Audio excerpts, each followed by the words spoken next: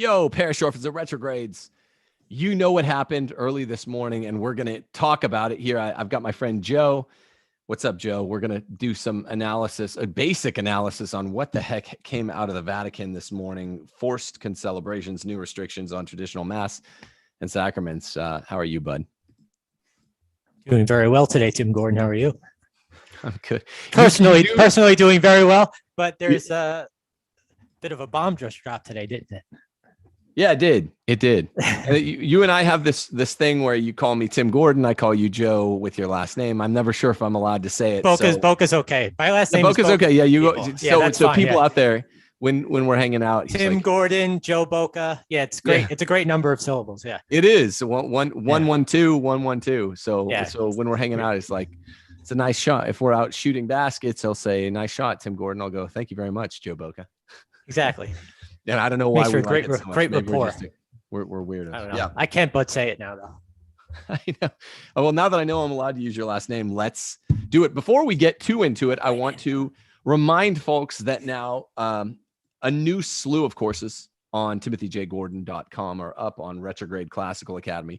One of them will be constitutional introduction. That's really important because it's going to be the most important run up to a constitutional Supreme Court summer that we've ever had in America. We could get rid of Roe versus Wade with this Dobbs versus Jackson's women health case. So take my intro to constitutional law, or you could take the second part of the intro to Latin class. And if you missed it in fall, you can take the recorded first part of the intro to Latin classes. Those are all on up. Is that a thing? If you go to the website and click enroll. Also, I think we're going to have a Tolkien class. That's not up just yet. It's going to be really fun. A Tolkien seminar led by my friend who knows Tolkien better than anyone I've ever met. And I think we're doing a church history too. We might do church history again. We're looking at getting a whole corpus of extra classes, but those two are definitely up: Latin and U.S. Constitution. Do remember, guys, as you watch this video, to like, subscribe, and click the bell. And I've got Joe Bocca with me. Yeah, let me know when you want to do an Irish history class. I'm about it. Okay. Joe Bocca, even though you're an Italian doing an Irish history class. I am 60% Irish, Tim Gordon. It's funny. These are my people. They are your people. They're my people, yes. That's why you're eating all the potatoos in my house. He got here. Yeah, that I checked my pantry. I have an odd request. Do you have any potatoes, or am I gonna have to do they went without them for so long, you know? Yeah, the blight. Oh, the blight. Yeah. Oh, the peat. Yes, this is an Irish history show.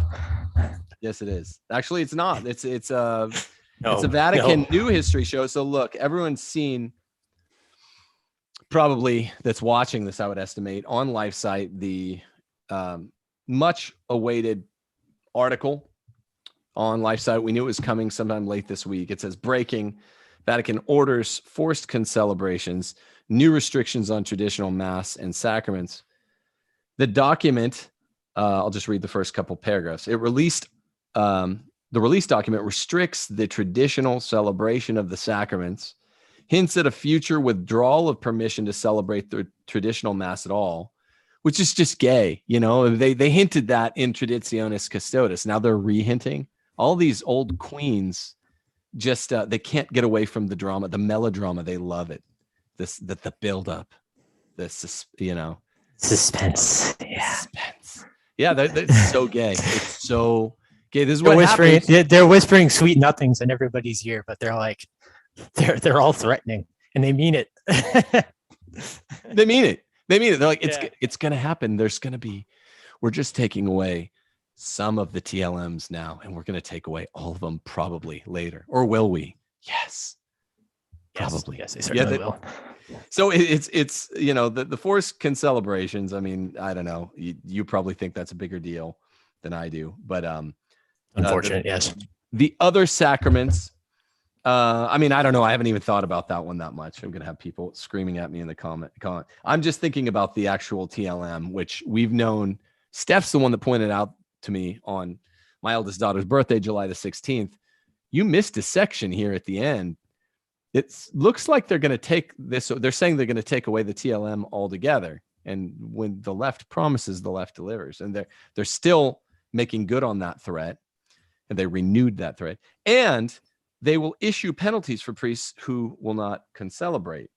Vatican launched a new attack this morning on the TLM when the Congregation of Divine Worship and the Discipline of the Sacraments released a responsa to 11 questions on the Latin Mass. The responsa implements severe restrictions on celebrating the sacraments in the traditional manner, as well as on priests who refuse to concelebrate.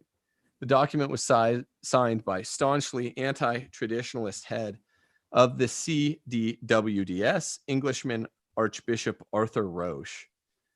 Ain't he supposed to be a cardinal, to be a archbishop of a dicastery? Anyway, maybe I'm misremembering. It is dated December 4, but was published December 18. It was approved by Pope Francis in November. Well, I'll read a little more later, but first, you go ahead and respond to that, Joe Bocca. Well, I read a good bit of it this morning myself, and listened to some commentary on it. So the restriction of the Mass itself, this seems to have, like you said, seems to have a lot to do with the restriction of the other sacraments in the old rite. One of which being especially priestly ordination. I would guess from there would be Episcopal consecration and things of that sort. Which, oddly enough, while a lot of our, the people to the right, I wouldn't even say to the right of me, but people that might hold the sede vacantis position, for instance, they have probably the critique of the Episcopal consecration is probably the most severe of their criticism. So it's definitely a big deal. So one of the other things that while I was reading it stood out to me was the fact that you can't have the traditional Mass.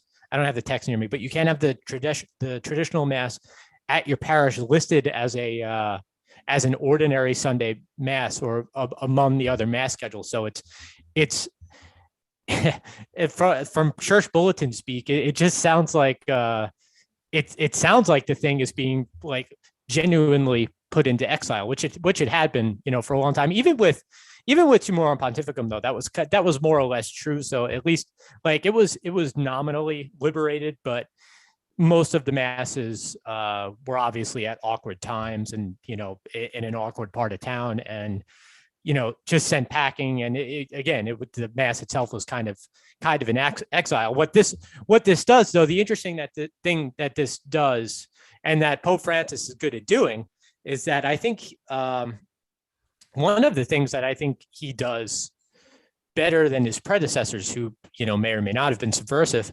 he is extremely honest. He knows that he's telling you exactly where he wants to go with this thing. He wants it. He wants it as gone as much as it could possibly be gone. I'm assuming he doesn't want to blow the entire thing up yet, because that probably just, it would be a chaos and a catastrophe. But he's telling, whereas Benedict kind of signaled both. I think Francis is like, no, I want to get rid of it, and this whole exile that the Mass has already been in is going to be codified.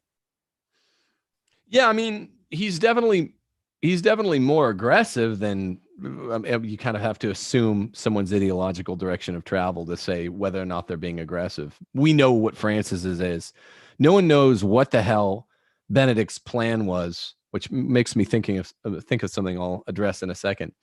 But I mean, yeah, he's honest, Francis, more aggressive when he's not, kind of too. There's also a response he made to the UN's Christmas document. They were saying call it holidays, and he sounded like one of us, Francis. And by one of us, I mean a Catholic.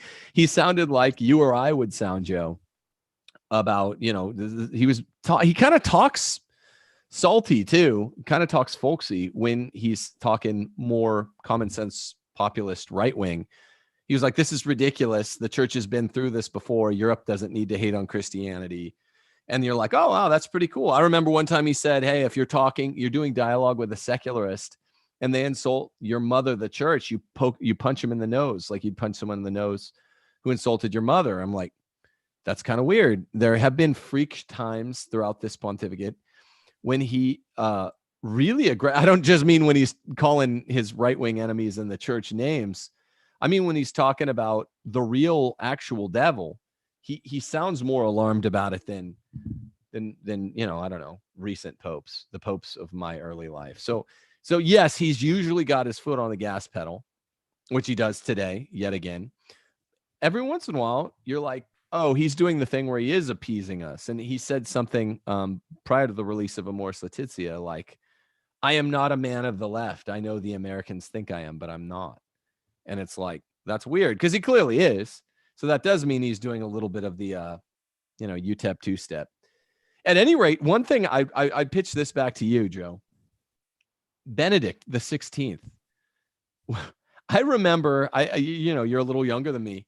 I remember when he introduced the revitalized Latinisms in the Novus Ordo. Like, we went from saying one in being with the Father to consubstantial with the Father and things like that. And he was like, well, this is because it's more Latin. He did this, I think, the same summer or just a few months before he promulgated Summorum Pontificum, right?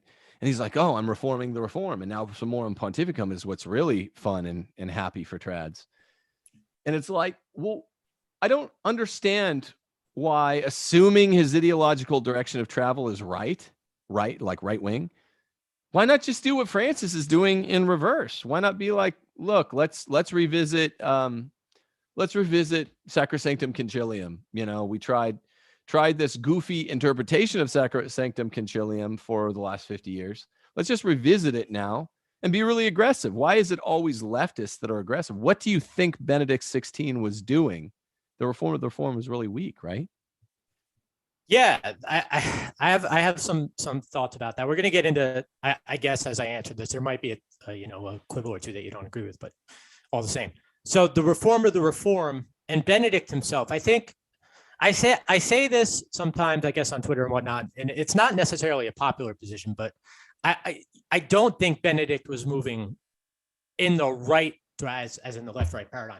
I don't think he was moving in a rightward direction. I think Benedict was extremely confused, because Benedict from when obviously from his younger days as Father Ratzinger and Cardinal Ratzinger, he was obviously one of these, you know, modernist new theology guys. So he was brought up and you know, simmered in that for decades. He could, you know, he's CDF. He does some interesting things as CDF as well. One of the letters, not to jump right into SSPX or anything like that, but one of the letters he wrote in making an agreement or attempting with the Archbishop, he allows for the study of Vatican II as the CDF. He allows for the study of Vatican II to be left open. So it's not, so he on one end he has kind of a duality in his brain, this kind of almost to be charitable, this kind of schizophrenic theology where he wants to have this foot in the new theology, but he clearly has some kind of reverence for a tradition that he can't condemn the, you know, the new mass. He can't just say let's reinterpret and move everything in the direction of the 62 missal, because I mean, heck, that's condemning decades and decades worth of work. Whether you agree with the council documents or not, on the ground, the work has been, everybody could agree that the work is terrible. So you're not going to condemn decades worth of work. So I mean, as far as I could tell, his pontificate was just extremely confused. Then he resigns with some kind of odd idea. I'm not one of these Beneplanists. I think the position's kind of dopey, but then he resigns with it, you know, but still, you know, retains the title of Pope in some respect. So his theology and his ecclesiology is just kind of awkward, because I think he wants to maintain this traditionalist view while also being like, well, but I'm still a Vatican II guy, and I'm still with that spirit. And you could see it now. I mean, every time he's asked to comment on, you know, anything Francis is doing, he never says anything condemnatory. It's all in approval of, you know? Yeah. So no hero. Well, I agree with 100% of that. Not that I have to for someone to speak on This show. I've been on shows. Some would say 2 or 3 times a week, weekly shows, where the host gets mad if I'm disagreeing. I know we're gonna disagree when it comes to the sort of minority you versus majority interpretation of what all this points us to as a signpost.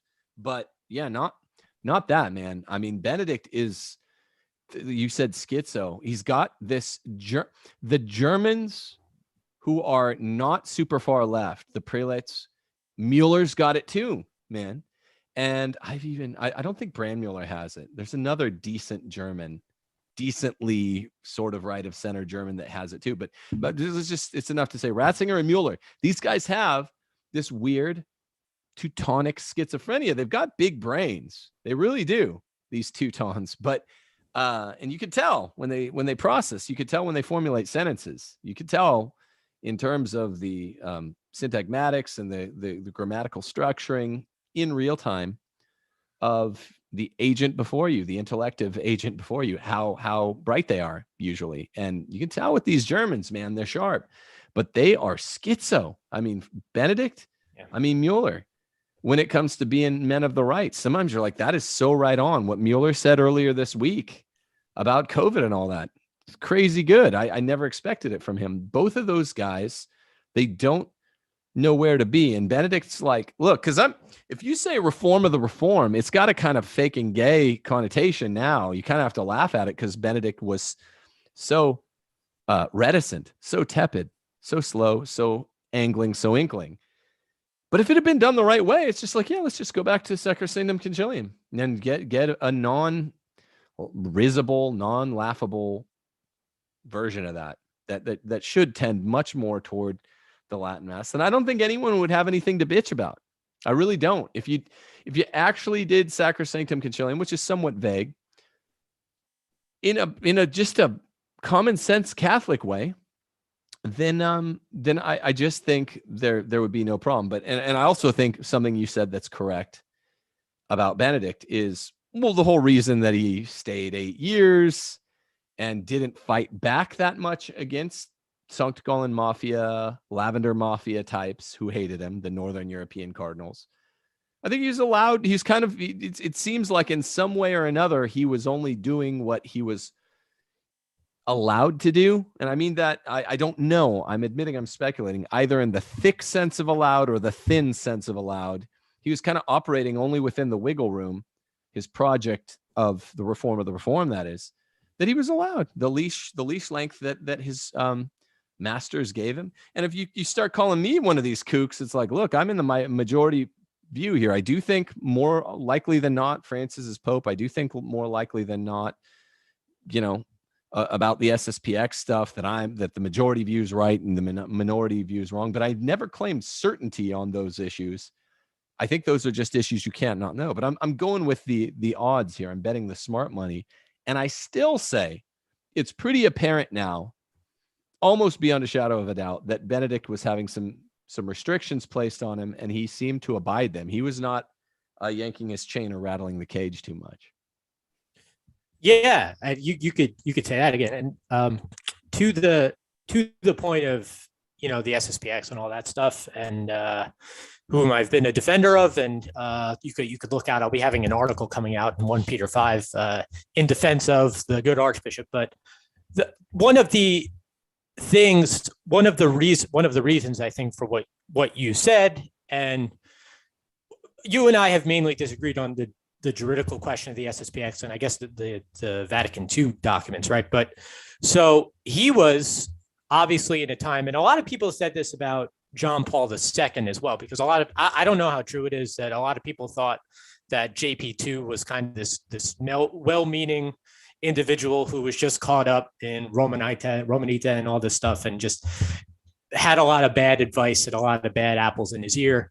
Maybe, people would want to say the same thing about Benedict, but they are seemingly beholden to the document on collegiality in Vatican II, which does definitely in a certain sense have an impact on how, which is very, now when you look at it now, it's actually very ironic, because it's like, well, a guy like Benedict, who might be moving in a more rightward direction, perhaps, that kind of understanding of collegiality as the Pope kind of in fraternity, or just, acting basically with, with his bishops, and that's the understanding. It's not this, kind of not the Vatican I understanding of, the Pope using his authority. That would not have been received well on the part of Benedict, because of that kind of interpretation, and because of basically what was taught there. So you have collegiality, and him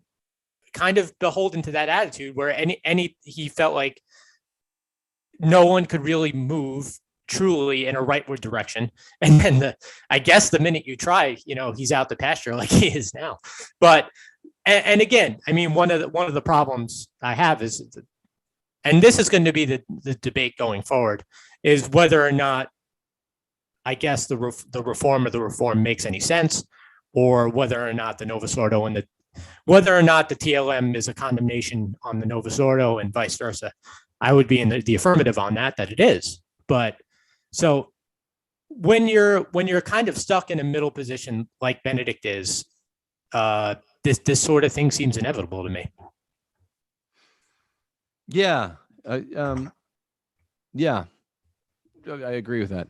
I don't think that the TLM and the Novus Ordo, I think the reform of the reform, if you did it in a bulwark, in a really robust way, an aggressive way, it would be awesome. I don't think you'd complain. I wouldn't complain. The reform means anything, right? You brush up on a couple pen strokes in a document, and it's technically reform. So I don't think Benedict got forced out, because I don't think he amped up, screwed up his courage and amped up the aggressivity, the relative aggressivity of the reform agenda. No, not to be misunderstood. I don't think that specifically was why he got forced out anything about the liturgy. No, but more in a general sense. He didn't do much. And no, I'm not a big, I agree with what you said about JP2 as well, Joe. I think I trust Benedict a bit more than JP2. And look, here's the thing, both of us, it's funny. I want to go on with what else LifeSite said in a second, because there are some premises here that should be read in terms of the rescript by the Vatican. But this is just sort of a human interest version of the same constellation of facts. You had a little, I'd call it a little ratioing on Twitter this week. I had one. Oh, did I ever? Yeah. It was a week ago was mine, then yours was a few days ago. Here's the thing, man. I mean, I don't even think I don't know where you are on this, but I know you close to agree with me. Mine, for its part, showed that everything I've been talking about, the huge cultural problems, all of the cultural problems. I'm always saying this to Protestants out here who are Baptists that are like, no gay marriage. It's like, well, of course, that's disgusting. Global homo, gross. It's really important. But what's wrecking the family? What's wrecking family values? It is feminism. They're like, some people can wrap their head around divorce. Yeah, 50%. No, it's not just that, man. It's among the 45% of people, the 55% of people that don't get divorced that first time or more. 99% of those households are feminist run households, and they pervert. That's what's creating the global homo, along with, I think, a worldwide elite class that's pushing it, but is the unattractive view of their dad acting like a mom and their mom acting like a dad. I'm talking the ones that stay together. In some ways, it might be worse if they stay together, not sacramentally, not structurally. And guess what? It's as bad among trads as among whatever you call them, Novus Ordites, And I've been saying this for 3 years. And then my book got released 2.5 months ago, Case for Patriarchy. I always have a copy on hand, Case for Patriarchy. Buy it today. And after saying it for 3 years, look, the feminism is the main thing. All of that rot that everyone has seen in the 60s, 70s, 80s, 90s, 2000s, that there are, trads are ascribing to the change in the mass, that's all feminism, man. That's all second wave feminism coming in. First wave feminism was bad, but it didn't show up till second wave feminism. The kind of secular conservatives, trad Catholics say, oh, it's just the council. I'm like, nonsense. You can show where this is the feminism in the family. And you can prove it because it's on both sides of the aisle. But secular conservatives, they say, oh, well, it's all the radical sexual revolution. They're going easy on the less radical sexual revolution because they want to have premarital sex. The Protestants, they're the ones saying it's all gay marriage. It's like, well, none of you are wrong. It's all of those things, but much, much, much less than a mom acting like a dad and a dad acting like a mom. That's what's screwing everyone up. And no major partisan is saying it. And it's the thing that's making people irreligious and fornicate and be addicted to porn. And it's as bad on the religious Protestant right as almost as it is on the left. It's as bad on the secular right as it is on the left. It's as bad among trads, traditionalists, as among Novus Ordites. And my tweet that got ratioed earlier in the week just proved it. It was a combination of these e-priests and leftists, Catholic leftists, that were mad. And then, a lot of them were trads out there with a bone to pick with me that would have gone out after any opportune moment. But they were legitimately saying Catholic feminist things. The feminism is what drove all of these problems and all this irreligiosity, and the other factors, including taking away the mass, were contributory in a minor way. That's what I say. What do you say? Societally, I'm with you on feminism 100%. As far as its impact on the culture, its impact somewhat in religion. I don't know, if anybody's heard me on your show before, they know I'm as far as theologically, ecclesiologically, the whole thing. I go to an SSPS chapel. I agree with Archbishop Lefebvre. My Twitter ratio was that and I've done this before. So I do put my money where my mouth is. If I can't go to a Latin mass on Sunday, I don't attend. So I go to a Novus. I'm a TLM only guy. So people didn't seem to like that very much, but that's my view. I'm honest about it. Anybody, who wants to know why, and many people wanted to know why, but they didn't really want to know why in good faith, obviously. So from what I deduced from my Twitter ratio was that I'm some kind of Protestant or heretic. But lockstep with you, feminism is endemic, anywhere, as far as the finer details of the tweet. Yeah, whatever. But one of the odd, and I'm not sure exactly what the cause of it is. The traditionalist position is, as stated, it's definitely more nuanced than pinning the entire thing on Vatican II, right? So if you look at any of the society's articles, documentation, anything, whom I don't speak for, by the way. If you read any of it, do they make you guys repeat that every time you talk? No, I have friends who do, so I don't like to step on anybody's toes, Tim. But the point is that if you read through any of the the corpus of Lefebvre or any of the priests, most of the brighter lay people, they'll tell you that Vatican II was in no sense the beginning of the problem. It was middling. I mean, it was and you might agree with this, and you might agree in practice. I agree in practice and in theory that Vatican II was the coming out party for modernism. So the heresy condemned by Pius X. So the trad position is definitely not that the problem is Vatican II. The trad position is that the problem is the heresy Pius X defined as the swamp or the synthesis of all heresies. So it's modernism. So from there, we see, and whether, look, obviously my own view is that there's the threefold case of error as for, collegiality, ecumenism, religious liberty, that those things, there are some genuinely problematic statements in the council there. But the whole point is that this is an outgrowth from the modernism of the 1800s and 1900s, not the start of it. Absolutely. Well, yeah, yeah. I mean, look, I got Taylor Marshall down that path. We were going to write the Infiltration together. He ended up doing that solo. I'm writing, you know, our publishers kind of severed the book and said, let's have 2 on these with slightly different emphases. So people that remember TNT, that whole show was sort of premised around, you know, where I was kind of trying to gently steer. This is not Vatican II. This is, and long before Pius X. We're talking as early as Pio IX, Gregory XVI. Sure. Actually, as early 1800s. The more I've poked around and researched for that third and final book I'm currently writing, the one that was split off from Taylor's Infiltration book at the time. So we're not talking late 1800s. We're talking early to mid 1800s in very specific ways. And I've always been the one to call Vatican II was sort of the public coming out party, you know, the spirit of the Vatican II.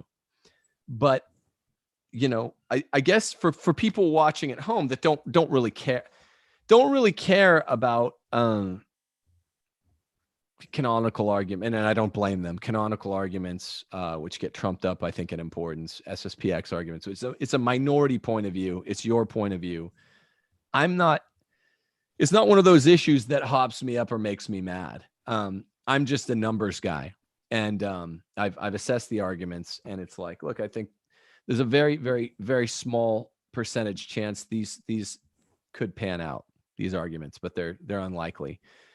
Demographically within the church of faithful Catholics, if you count society as faithful Catholics, then it's a minority view. In terms of the requirements, the argumentative, propositional requirements of the premises of the SSPX requirement, it would be ecclesiastically minority. It would be a first ever, and first evers are kind of rare. But I've never said it's impossible, and I've just, you know, not gotten nearly as involved as my friends, like my brother or my friend Michael Voris or church militant, in that, because I don't think it's 100% thing. So for people at home, when they're looking at what happened today, you know, this new document today in conjunction with the Traditionis Custodes document on July the 16th, I'm just saying, look, here's the majority way to view it, that most of the, you know, Cardinal Burke, you know, I don't know, Bishop Strickland are going to look at it. Raymond Arroyo, who's something of a firebrand, and he had on Peter Kwasniewski on World Over 2 days ago, which is interesting. So Raymond Arroyo, you know, Ed Penton, Cardinal Burke, Cardinal Brandmuller, you know, the 100% of the surviving Dubia brothers, Bishop Strickland. That's what mostly people want to know. Like, okay, there's a slight chance it might be a little more of the fringe position might be right, but I don't think that's the case. What do they say about the following lines? Let me read the LifeSite article, and let me read. It quotes today's rescript. The document, says LifeSite, was uncompromising in its attitude toward the traditional ceremonies accompanying the 7 sacraments. Block quote here. Is it possible, according to the provisions of the motu proprio, Traditionis Custodes, to celebrate the sacraments with the Rituale Romanum and the Pontificale Romanum, which predate the liturgical reform of the Second Vatican Council? One dubia official question asked. Negative was the congregation's response. It stipulated that diocesan bishops can only grant permission to use the Rituale Romanum, and this permission is only to be granted in canonically erected personal churches, such as those of ICKSP, FSSP, Institute of the Good Shepherd. I've never been to one of their parishes. But so I think what the majority response is going to be is this, like I told you guys, like I told you, Joe. Steph's the one that pointed out that I'd missed, even when I was doing the show on July 16th, a passage in Traditionis Custodes, which looks ostensibly like the most important one. This is just the beginning, not the end. They're going further. Francis is carrying us back beyond 2006, 2007. He's not just setting us back at that place in the timeline at a pre-Summorum Pontificum state of affairs for tradition-minded Catholics. He's going to go more aggressive. And look, not 5 months later, Francis, like you said, Joe, has made good on it. So what are what's the majority takeaway for Catholics to do? It's this. Assuming, as I've been assuming, that we're all going to wind up forced to be Novus Ordo, and they're just going to try to take it away, the TLM, in any way, shape, or form. We've got to make a stink, right? When we're going to those masses, it's got to be like I did with my parish that's 90 seconds away. Liberal pastor gave a horrible homily. I haven't talked to him since then, but I'm like, this was horrible, you know? I mean, I recorded the conversation. I was thinking about releasing it, but I don't think I will. And he told me, look, don't come back here. So they are benefiting right now. The heretics in the Novus Ordo churches, they're benefiting by having the Latin Mass people segregated, right? Because most weeks we Latin Mass people were somewhere else. We only wind up at a Novus Ordo if we can't get to a good one that week. And so they don't have to deal with us. And that's what he said. He's like, oh, I know you go to New Orleans, go there. I can't be your pastor. I'm like, no. In a way, the silver lining in all this is we all show up, women in veils, 6, 7, 8 children in tow, and complaining. We're going to have to get ready to complain every week. It's kind of fun in a weird way. We all know trads like to be squeaky wheels online. This is a chance to do it when they're not anonymous, you know, with behind their real face and their real avi. So I think that's what people are going to have to gear up for if this is where this is going. That's what I say. And of course you can articulate here what would be the very minority view of basically the SSPX position, which will be something to the effect of stay home or something like that. Am I right? Oh, it depends on what, stay home. Okay, so I wouldn't advise per the society's line, for the most part. I mean, the whole idea is that the Novus Ordo, by and large, is an objective kind of danger to your faith, and we could kind of, since its implementation, we've only seen how many priests and how many lay people just can, the mass exodus from the church. The Novus Ordo paradigm, the whole principle which it relies on is the self-destruction of the church itself, which, I mean, Paul VI himself said. He said the church is, the church at this point is in quote unquote auto-destruct mode. So, and then, I mean, obviously it would be easy to accuse somebody like me of a post hoc argument. And yet if I tell my friend whom I'm out to dinner with that I'm gonna punch you in the face, and then I punch him in the face, he shouldn't be surprised when I punch him in the face.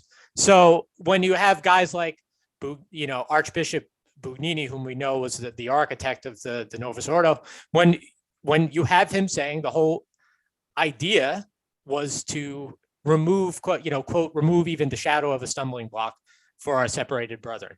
The whole idea was, especially for the new mass, to fit into this Calvinist congregationalist type of worship. And you see a lot of Michael Davies wrote the excellent book on the first of the three in the Liturgical Revolution series. You see in Cranmer's Godly Order how the Novus Ordo, how the transition, if you would call it that, from the traditional mass to the Novus Ordo really mirrors that of going from the Catholic mass to the Anglican service, which Thomas Cranmer, after the death of Henry VIII, imposed. And that there are, I would recommend anybody to read the book. There's a lot of historical parallel there. And wouldn't you know it, you have less mass attendance, you have heterodoxy among Catholics, you have over half of the faithful not believing in the real presence in the Eucharist. You have everybody believing that gay marriage is acceptable. They, especially in America, they all vote Democrat for the most part. So this, I've heard even guys as, like Bishop Williamson, who would say perhaps somebody can nourish their faith in the Novus Ordo because there are sacraments, that the real presence is there, the Eucharist is there.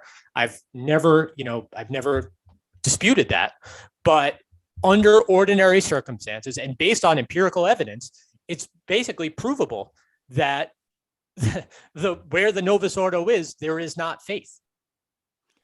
that has been the case, and that's why to the prior point, that's why I believe that the whole idea of mutual enrichment and reform of the reform is it doesn't work, because it's a lot like trying to square the circle, it seems like to me.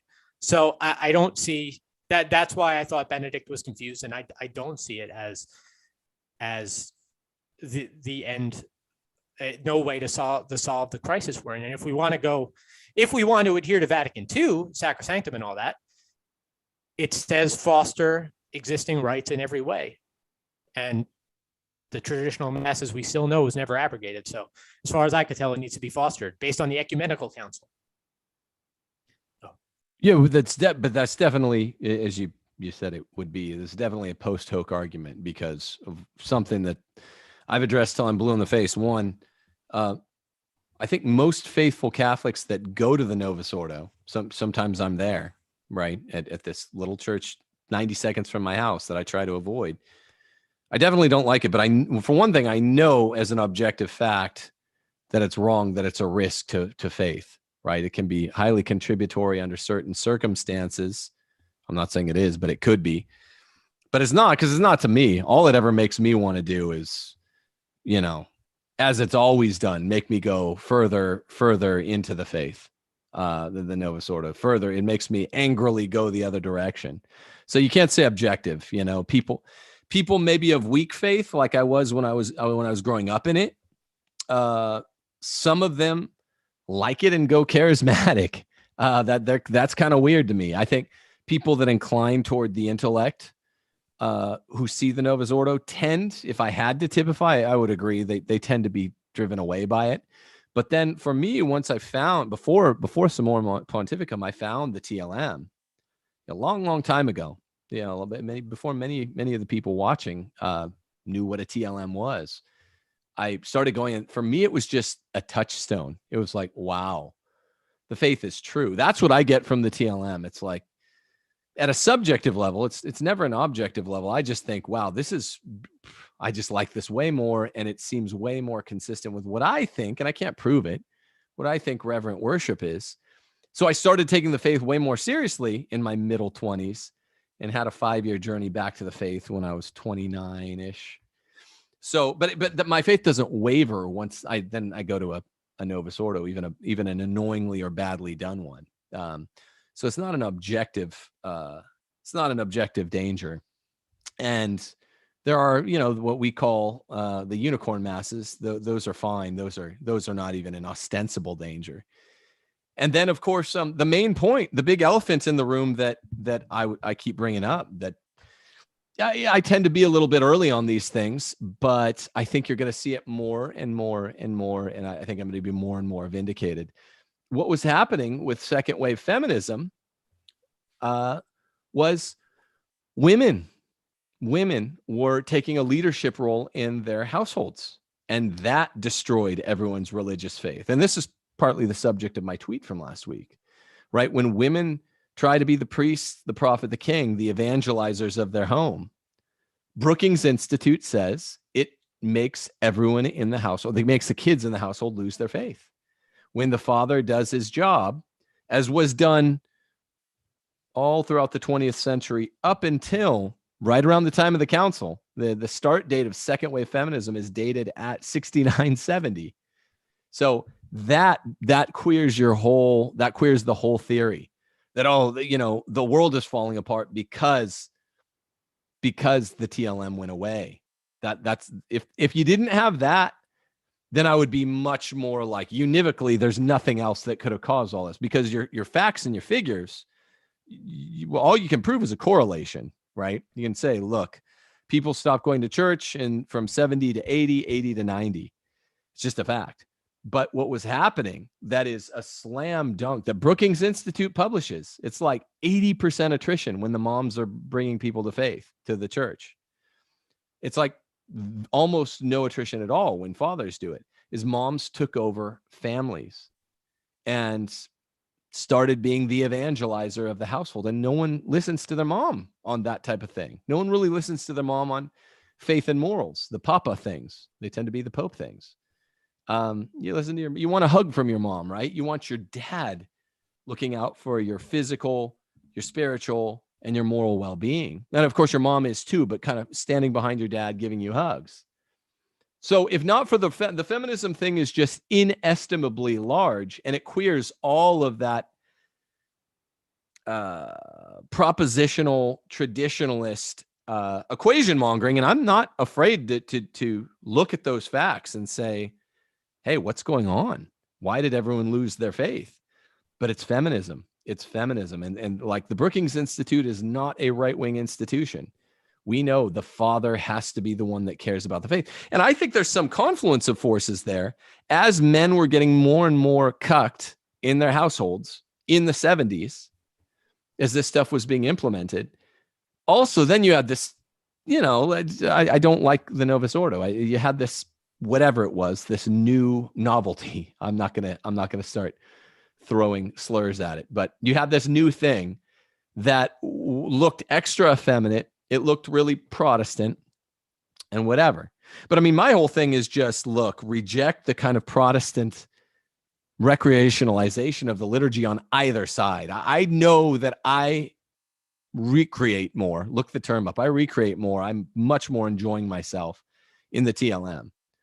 But my enjoyment is not the measure. The measure is whether or not one believes, and this is I'm talking to the parish orphans and retrogrades out there now. One truly believes in the real presence of the Eucharist. Because if the Lord is there waiting for us, even though I don't go to SSPX, I'm guilty of this too. I usually don't receive at a Novus Ordo parish. I haven't received at a Novus Ordo parish in a long time, aside from one very faithful half Latinized church in Chicago, Father Tom. That was maybe the only time that I've received in years. And the Lord's waiting for me there. It doesn't really matter what this goofy priest is doing. If he is what he's doing, if it actually amounts to what trads say it amounts to, like mortal sin, well, I'm not formally cooperating in that. So I'm not responsible, and I'm not even proximately materially cooperating in it, right? It'd be remote material cooperation at most. So I'm not on the hook at all. So it's still Jesus giving me all the graces of the Eucharist. And I might not like what happened in the Mass. Sometimes we actually turn down the volume on the sermon in these COVID masses if we wind up at a Novus Ordo, just like, I can't hear that. But Jesus is Jesus, and he awaits us, So that's the you want to talk about what these defenders of the Novus Ordo do, that they kind of facts they can't get around. I think I actually agree with all of them. Or enthusiastic fans of Vatican II. I have some friends like this. I agree with you, but the fact that that can't be gotten around from SSPX or some of the rad trads is the fact that unless you're willing to go balls to the wall and say, this is not Jesus in the Eucharist at a Novus Ordo. If you're saying that's Jesus, it's like, dude, I'm not leaving Jesus waiting for me. That's why I'm even rethinking my no Eucharist at Novus Ordos, especially if we get stuck there every week now, following this due to the third precept of the church. Then it's like, I'm going to hate it and I'm going to yell at the priest after every Mass. But I at least have to, the fourth precept of the church is you got to receive at least once a year. And I don't want to only receive once a year. So it's Jesus, that's a hard thing to get around. Presupposing your position, arguendo, as it were, it makes sense that you would rethink your position on receiving at the Novus Ordo, because if it's just in this, if for you, as you seem to state, that it's just a question of aesthetics, which in themselves can be, you can say one thing is aesthetically better than another. Anybody, we all know that Beethoven's better than Katy Perry, but even if it were just a question of aesthetics, it would make sense for you to reconsider receiving at the Novus Ordo then, because then in your case, then it's a kind of making recreation out of the TLM, but there's no real difference. My point is, when I say objective, no sacramental difference. Yeah, no way. Correct. Right. So, but when I say objective, I'm saying that you could look at the text, and this is another show, it's probably another series of shows, right? But if you looked at the text of the Novus Ordo versus the text of the traditional Latin Mass, you are seeing the de-emphasis of the telos of the Mass, the end of the Mass, what the Mass does.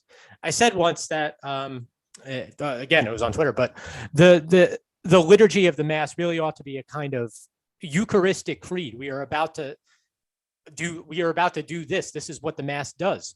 And the main argument against my position on the Novus Ordo was, well, like you said, Jesus is waiting. Validity, Jesus is there. It's valid. Great. You believe that, fine. Right? Yes, but it doesn't matter whether I believe it or not, because it's all these. Some people were honest enough to say that, well, okay, Jesus is at the Novus Ordo, but Jesus is also an hour away from me at the St. Pius V. Jesus is also at the Eastern Orthodox Mass. So validity in and of itself, as in Jesus in the Eucharist being in the tabernacle, validity of itself isn't sufficient. It's necessary, but not sufficient. And then you don't address remember what I mean by the Orthodox. You're just, I'd be saying the same thing if you were allowed to receive there, but you're not allowed to receive there. You're allowed to. The church is literally making it so that the only place that you're allowed to receive the Eucharist is the Novus Ordo. That's the purpose of this show. So it's not. Yes, you're correct to say it's not necessary and sufficient by itself. It's not sufficient by itself to say per se, but you also need lyceity, which is obviously the whole point here. That we're just assuming that because the church is telling us explicitly the only Mass that a Catholic's looks like is going to be allowed to receive at is the Novus Ordo, which sucks. None of us are happy about it. Right. We're asking what to do then. So that's why I didn't include it. And also, quick other point, Joe Bocca. The telos of the Mass is the real presence of Christ in the. I mean, the representation of the sacrifice of Calvary, as it were, in the Eucharist. In the Eucharist. Well, the whole thing. I mean, it's body, blood, soul, divinity. One of the most important parts. That might be the ergon. I think one of the most important parts of the Mass, as we know, is the offertory and the minor elevation. The offertory, most of which, not all of them, but most. And here's another thing too, just not to get sidetracked, but a lot of people who were tweeting at me about the Novus Ordo, well, it can be said reverently. That's fantastic. I hope every Novus Ordo is said reverently, but the exception proves the rule. So that somebody is telling me that it can be said reverently. It never is. I mean, frankly, I don't really care that it can be said reverently. It's not. It's irrelevant to their case. So in fact, I think it's one of these arguments that if you make it, it turns around on you and it ends up defeating your own position. But one of the most important parts of the Mass, again, is the offertory and the minor elevation. The whole point is you have the real presence in the Eucharist is that Jesus is there, right? But it's also integral to because it's literally Calvary, right? There's really no distinction between Calvary and the Mass aside from the unbloody nature of it. Because it's the same thing, the important part of Calvary, or one of the most important parts of Calvary is the atonement and the fact that our sins were made good in the eyes of the Father, which is one of the points of the offertory and the minor elevation. The sacrifice, when you say sacrifice obviously has to be made to somebody. It has to be made to the Godhead. So any sense in which and the Mass being a sacrifice, any sense in which you're de-emphasizing that, which is obvious when you look at the missals, any sense in which you de-emphasize that, you are obscuring the telos of the Mass. And as far as one of the other points of feminism goes, and which I agree. So I agree that my position wouldn't necessarily be, we're speaking about the Mass because the Mass is pertinent today, right? But my position wouldn't necessarily be that the reason that the church has hemorrhaged priests and hemorrhaged faithful, it's not the Mass alone. It's heteropraxy, heterodoxy, it's everything. So it's feminism being part of it, So I'd be happy to concede that the fact that feminism has had a drastic impact on the fact that most people aren't going to church, but it's I don't think it's by itself explanatory. But just like I'd say, I don't think by itself the liturgical changes are explanatory. It's one part of it, but it's not my entire case. I think that would be too simple of a case for me. And again, I mean, if somebody wants to tell you that, that we're going to make the Catholic Mass more Protestant, then it becomes more Protestant, and then the belief of the faithful becomes more Protestant. This is no odd thing. So. Yeah, well, I mean, so there you have it. I mean, that is the extreme minority view within, from Joe Bocca, my friend who attends the SSPX chapels, with whom I agree about most everything else, and I think it's a hermeneutical thing. I know most people watching only have one context for that. These terms actually mean something outside of Catholicism, people. In the constructive view, the interpretive sense, there's a fundamental fork in the road. I don't think it comes from intellect. I think it comes from will, where one chooses to interpret all of this queerness, strangeness that we're living through. And I don't just mean Catholic stuff. I mean the whole configuration of the world, the COVID stuff, 2 years now. One picks, and it's like a will, and within Thomism, there's this whole, Joe, you now know this, there's this whole debate between the intellectualists and the voluntarists. Goes back to Thomas's day. Like, is the will, they're like these 5 steps that go into making every decision, 5 or 6, depending on, take Eleanor Stump's view, but it's always the intellect at the first part, the will. Then it goes back to intellect for the second stage, will. It's like 1A, 1B, 2A, 2B. It always goes intellect, will. The ones that are strict intellectualists, Thomas tends in this direction, but he might not be strict, is basically saying the will just kind of ratifies what the intellect puts before it. I think there's a strong case, and it's shown to me more in these liturgical debates. For the will, people don't want to, people that are on the minority view do not want the majority view. And by majority view, I don't mean just, your kind of radical, surfboard Joe in his sandals and his cargo shorts at the Novus Ordo. I mean, the knowledgeable folks at Novus Ordos. There are a lot of those, and that know what the hell we're talking about. So they don't want that majority view, and the intellect cross-fertilizes it in this incredibly intricate way. It's not any fun to listen to me talk about, and I couldn't pull apart the threads for the listener even if I tried. But there's a big component of will in all this, and it's like the most fair characterization I can possibly give as, somebody with a moderate-sized apostolate with a YouTube show, Rules for Retrogrades here, is to say, look, I think Joe's fairly characterizing in a winsome way, because you're a cool guy and a good guy and a smart guy. The minority view. I think this is people that are watching that are like, I don't know so much about this.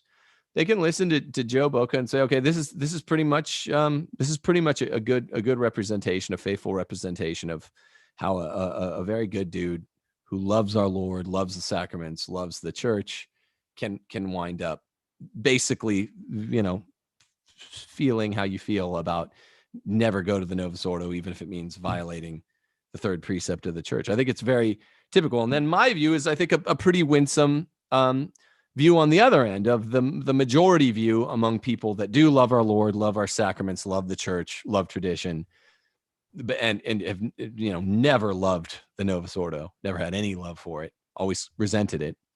But under the administration of obedience, are like, this is, I guess, what's going to happen now. No cancer patient wants to undergo the treatment. So that's the best that I can do. And that's what I try to do, is give people, not straw man, not malign, because I have more friends that attend SSPX chapels than just you, Joe Bocca, but there are some. You have some more friends than just me? What's that? I thought I was your only friend. Yeah, in the world. Yeah. Yeah. SSPX I or not. on it. Okay. Yeah. All right. Fine. It's like Michael Scott. I'm excited to finally have a friend. Yeah. No, I mean, I have quite a few friends, other people that have joined the show, not under the auspices of SSPX. That no way. Chapels. Yeah. So I you got to admit though, and not with these friends, they're from Bakersfield who have come on the show a couple times. I won't say who they are. They go to the chapel. Sure. They used to go to St. Michael's in Bakersfield, but SSPX tends to be the LeBron James in the room. I mean, forget any of the ecclesiology. It just tends to kind of breathe up all the air. And I think this is why people are kind of like, I just, after the last couple years, people got so sick of Francis that in, 2018, 2019, people were giving it a second look. And then it's like, whoa, it tends to kind of like be the guy in the room that it's like everything you got to talk about my acting career, the fact that I was in the NBA or whatever. It's like, okay, everything. We want to get to the church, writ large. And so what's cool about those guests I had on, what's cool about you, most of the time, Joe Bocca, is everything doesn't. I'm cool all of the time. Not all of the air ends up getting breathed up by this really fringe issue that's, a very minority position that's been really, really vociferous, and from a special interest point of view, good for them. I mean, that's to be a very small minority and to make yourself big. That's from a kind of evolutionary biology perspective, good for them. But people are kind of like, okay, this is a fringe thing. Who knows? Stranger things have happened. I would agree. It all turns out to be right, but I would agree that the issue is far outsized as far as the attention and energy it gets. I guess because people know that I go to the society, people, and by people I mean like on Twitter and the fact that I have to write an article about it and talk to you about it and stuff like that. I guess that people know that that's kind of like my thing. I guess people want to talk to me about it, but it's funny because privately I'm usually trying to talk to Tim about pull-ups or like novels or something like that, because I'm just like, I'm like, all right, I could finally not talk about this. So I'm like, can we please talk about something else? You know what I mean? But it is interesting. And I do revere, especially the person of Archbishop Lefebvre a fair bit. And most of my article will be on that and the case vis-a-vis canon law. It would be on him. I missed what you said. Archbishop Lefebvre's actions as they relate to canon law and logic and things of that sort. But one of the odd things about when I was writing it was, which it's not out yet, but one of the strange things about addressing this issue is it's like a lot of the arguments have been made already. So it's just a lot, it kind of is what it is. So I'm just trying to do my best to give it a good spin on, an argument that people have been having for quite a while. By the way, if just a quick note, if I thought I was telling anybody to violate, and this is another debate, just more of just if I thought I was telling somebody to violate the third precept of the church, I would never do it. But it stems from my belief about the liturgy per se. But I know we disagree on that, but all the same. When's your article coming up on 1 Peter 5? I don't know when it's coming out. I just know. Is 1 Peter 5 now exclusively SSPX articles? Because I looked just the other. I haven't read it since Steve Skojec gave it up, or really much even before he did. I read it a lot for 5 years, from 2014 to 2019. But I looked at it the other day, and it was like 5 out of 7, 5 out of 8 articles on SSP. Did they made There's a debate series going on about it right now. Okay, so that's it's way outside. So that's the idea. So it's a big, it's obviously the hot button issue. I'm glad you brought up Steve though. So one of the things, I was having a private conversation with a friend, and we said, this is rough on people like him, especially, who just want, who feel like the church is failing them. And it's an eminently understandable position existentially and emotionally. I would urge people, though, to guys like Steve, whom I like. I've never met him. I've spoken to him like very briefly, but guys like that and people who this stuff doesn't bother me internally at all. because I just like, I do other stuff, right? So like if I'm going to go to my parents' house or if I'm going to go do jujitsu, like I'm not really thinking about what Pope Francis is saying, right? But people that are upset by this, I would just, I would urge, and I can't solve this in a minute, but I would just urge that, remember to make the distinction in your head between doctrine and dogma and human beings. Make that distinction. It's because it's valid. And we did a lot of talking about the problem of evil, and just remember that none of this is logically incoherent. It's as much as you might feel it, and as much as it might be terrible, and I truly believe it is, and I'm sympathetic to that. None of the bad things that we see going on in society right now they all make sense. You could make sense of them in a literal way. It's a little boring. It's a little cut and dry, but if you devote the time, and if your intellect is there, and if your will is there, you can make sense of this. And that's it. And follow the logic. And I promise the logic will serve. I've always thought of logic and reason as, if you're in a bad way, logic is it's your lifeboat. You know what I mean? It's not much, but it's always going to keep you afloat. Yeah. If you're not incontinent, if you struggle more with impulsivity, as Aristotle says, than weakness or incontinence, then logic will be your lifeboat, and that's just a temperament thing. I'm the same way. If I'm in a bad way, just show me, and it's like I'll get back on. I struggle much more with impulsivity than weakness. Aristotle's old thing. Some men are just weak, they get addicted to the porn and they just can't get off it, and it's like, I mean, that we all have strengths and weaknesses. But yeah, you had Elliot on your show, man. Guys, go lift weights, go lift weight, go train jujitsu, go do all that stuff, because any of it is just any of this, because I just know that it's because I'm not immune. Things are the world being the way it is, the church being the way it is. It's not necessarily easy to cope with, but go do these things, because they're not just distractions. They're virtue building, and they're going to make you happy. So just go, I just go do it, One thing about Steve, though, since you brought him up, Steve Skojic, I like him too. We've actually never met and got dinner, because he used to live in the desert 5 hours from me. Now he lives further, but we always had plans to go get dinner with the wives, because I'd always travel through Arizona, and never did it. But we talked on the phone, and, we've talked a lot behind the scenes, and I know that there a sort of paradox arises. He was raised very closely in the church, and I know, he's talked some about his time with the Legionnaires and his family's role in the church and things like that. I don't want to mischaracterize it, because I don't have a perfect memory, but there's a paradox that, like, he was in it. We're about the same age. He went through the church, and now that he's seeing all the things that we all saw in the 80s and 90s, like in Catholic school, I saw it. And my family was in the church, but it was mainly my mom bringing us. So me and my brothers always just pantomime, made shadow puppets and sang Taste and See and all those ridiculous songs. So we kind of grew up not really believing it, not having the supernatural faith, which I've talked about a lot.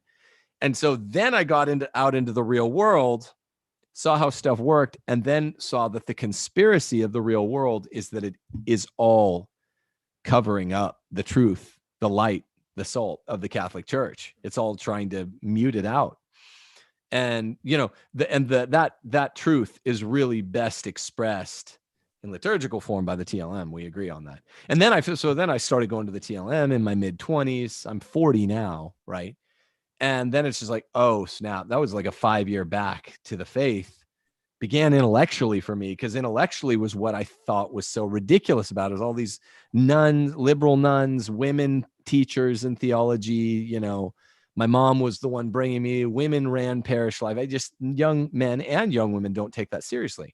None of my friends I went to Jesuit with that I can think of still have the faith. None of the people I went to grade school or middle school with, Catholic schools, have the faith. So it's like only a few of us came back to it. I might be one of the only ones. But when you come back, then you're like, oh, I've already been there, done that. The secular world is built on a lie. It's built on atheism, is the sham that everyone's laughing at. The Luciferians who seem to run the world, they're laughing at the atheists, because the atheists think that the smart people, they end up sounding like Dawkins and Dennett. They're dopes. Gosh. They're dopes. That's how I always, anytime I used to do the debates against the atheists, which is kind of part of how I got my start doing public stuff years ago. People would just be like, I've never seen a Christian guy debate an atheist guy like he's a dope, and that you're the smart guy. Is like, this is the whole thing, man.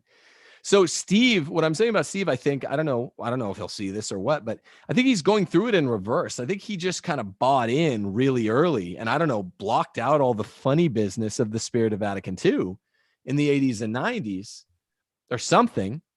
And maybe he found the Latin Mass before I did. I can't remember, but it's like he's going through it in reverse order, and it's worse to get the doubting in your 40s than it is in your, I got it when I was like 9 years old. I'm like, I don't believe this stuff. I don't believe Sister, Tiva Sandal over here. I don't believe it. So it's kind of like chicken pox. You want it when you're young. You don't want it when you're old. And I think he's going through it when he's old because he didn't go through it when he's young. In this era of the church, I think everyone kind of goes through it young or old, early or late. And it's actually easier on us if you can avoid killing yourself or living a crazy atheistic lifestyle, or, getting whatever, STDs, dying of heroin, whatever people do when they don't believe in God. I never, I was just kind of stuck to the natural law, but was a secular guy, a secular young man, grade school, middle school, high school, undergrad, college. I was like, I was kind of a neo-stoic. And that kind of kept me hewed to the straight and narrow, the shining path in most ways. And then I came around to see the truth of the faith later. So I think Steve's going through a hard time because he's going through the doubts that can only follow upon the church going into this weird dormant phase that it's been in since the 1800s, right? But we don't even have a strong pope to lead us out of it or to warn it the way Gregory the 16th, right. Pius the 8th, Pius the 8th, Pius the 9th, Pius the 10th, Leo. They were at least warning us, but they saw that the Pope that the church was going to this dormancy phase. So I think that's what's going on with Steve. That's my attempt at explaining. But like you said, the problem of evil is not a real philosophical problem. It is a poet's it is a poet trying to be a philosopher. It's intellectually toothless. And the problem of evil, even evil that's seeming to preponderate more now than ever, that can all be explained theologically and eschatologically. Yeah, I think that's obviously true. Yeah. Well, okay, so this is, I guess it's more wait and see from the fruity, effeminate prelates who run our church. Wait and see. They like to, like as you said, Joe Bocca, whisper sweet nothings into our ear about what they're going to do to us vis-a-vis the liturgy. What horrible thing. Remember, people. I don't want to know. You don't want to know. Anytime a man tries to whisper sweet nothing to you, you don't want to hear it. Remember, though, Francis is a mean-hearted guy. Okay, right? Just remember that. That's something we can all agree on. He is he's nasty, isn't he? Yeah, he's nasty. He is nasty. He's enjoying it. He's calling them, coprophagiacs. These people eat excrement. That's what he's saying about his enemies. They eat excrement. He's bitter. Remember, he passed out in Casa Santa Marta. He thought that they thought he had a heart attack. He was out for 10 minutes. He's passed out red with rage because he was so mad at Cardinals Mueller and Burke. But before Amoris Laetitia came out at the first family synod, he's a really rage-filled guy. He's a really political guy. And he has a long memory. One of his best friends from life says he has a long memory. He'll never forget. He'll never forgive. I don't know if he said forgive, but he definitely will never forgive. And he's getting the trads back. And remember, in 2015, he called trads rigids. In 2016, he said they have dig. They have psychological problems. In 2017, he started, with all the disgusting coprophiliac, coprophagiac stuff. This is not how a holy man talks. And he holds the reins of power. I don't know why the conservatives don't do this right back, but he holds the reins of power and he is not going to squander it. So the point is, pray, have faith, if we do all get forced into a Novus Ordo, you go and you do what Pope Francis wanted us to do: make a mess. You make those Novus Ordo parish priests, if they're given bad homiletics, you make them pay. You got a line of 20 people. You got to have to hear from each one of us every week, or you clean up your act. It's going two ways, Tim. What? It's going two ways. You're going to the Novus Ordo with you. You can come to the TLM with me. That's all. Yeah, but I mean, the ones that go to the Novus Ordo, which is like everyone, right? We're going to get forced into this thing. Everyone's going to get forced into going. Yeah. You know, all the people going to FSSP. We'll take you. They aren't going. No, I mean, okay. Yeah. FSSP. Oh, no. I mean, I don't know if some of them will go. I'm not sure. I'm just saying. These are people that broke away from SSP. Open invite. I made some of my best friends at the SSP. Open invite. Joe's a nice guy, but obviously the people that attend. I'm not at every. I don't bilocate though. I'm not at every chapel. No, like Santa Claus. Yeah, no. If you're FSSP, ICKSP, you go to a. I'm talking to the majority now. You got your fringe people, but the diocesan Latin Mass people. The reason you're hassled. You go at 2:30 p.m. in a secret room, at the end of an alley, where they make you go, or an FSSP or an ICK. You drive. The reason you go is because you want to have full communion with the church. And so those people, most of them anyway, likely aren't going to change just because Francis delivers. He delivers what he promises. So those people, if the worst should happen, and it looks like it's going to, and you wind up never being able to go to a TLM again sometime in 2022, I'm telling you right now, look at this show. You go, if it's Jesus there, not even Joe disagrees there. You could still go get Jesus, and you're gonna have to cope, as they say on the internet, and you cope by acting out a little bit. Okay, if this priest is acting like a jerk during the homily, you're gonna have to tell him, in a spirit of filial piety, Father, this ain't gonna fly, because now you got all the veiling people here now. Now you got all the people that you turn yourself around on that altar, and you consecrate facing east. He might not listen, but you tell them they're cowards, they're weak, they're effeminate, they don't like it. The liberal Novus Ordo priests have benefited more from having the TLM than almost anyone, because they like to just have the dopes going to the Novus Ordo that like the clapping and like the clown show and like the anecdotal homiletics. I don't need to hear where you're the last time you went to a flea market, Father. This might be the best way to reform the Novus Ordo is by getting all those trads in those pews, right, and complaining all the time about just complain. Squeaky wheel gets the grease. The squeaky wheel gets the grease, and it doesn't work on Twitter or social media or internet platforms. It does no good to just go on and sign a petition. 7,000 legal scholars have petitioned Holy Francis. He's never going to look at that. He'll trash that.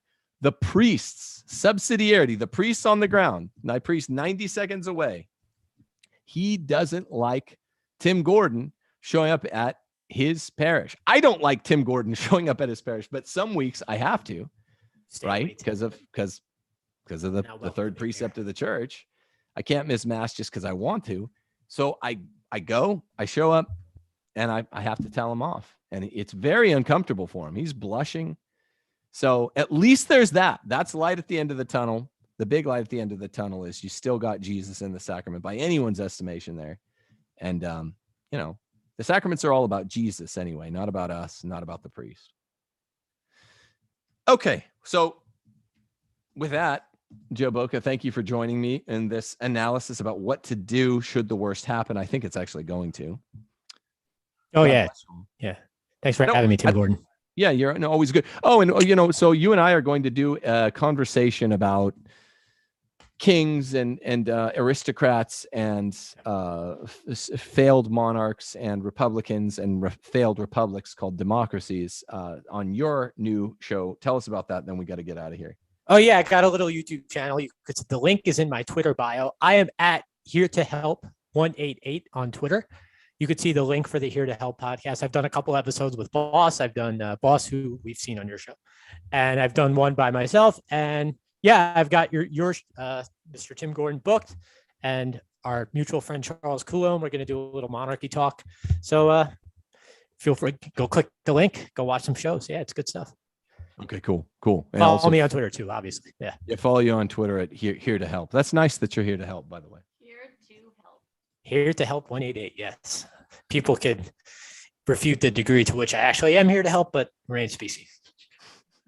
All right. Well, God bless you all. God bless you, Joe. And people, stay faithful. Deus Vult.